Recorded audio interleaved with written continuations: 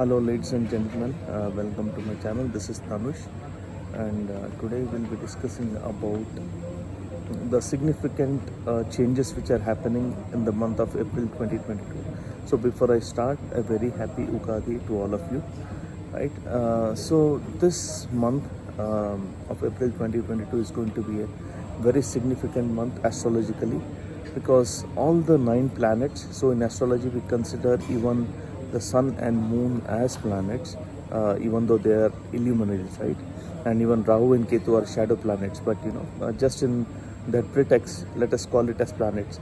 So all the 9 planets are changing their sign in the month of April 2022, and it marks a very significant event astrologically, because we can see a lot of transformation happening in lives of many people, right?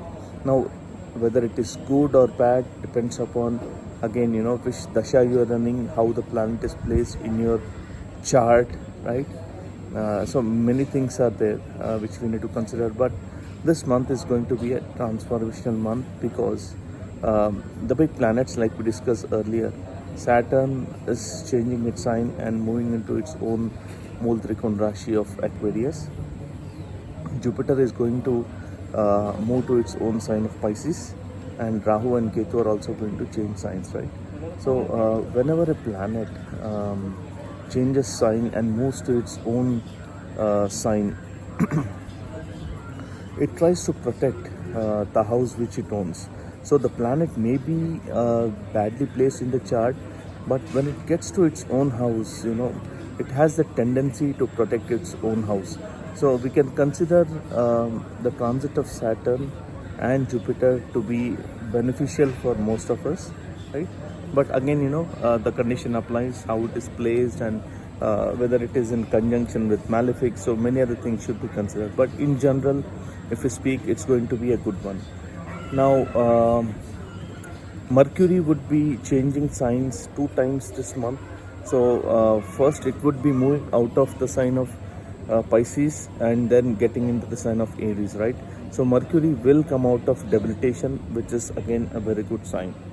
Now Venus would move to Pisces, and it will be exalted in the sign of Pisces, right? So that is one change. Rahu and Ketu are going to change signs, and Sun would be moving to Aries, where it gets exalted on 14th or 15th of this month.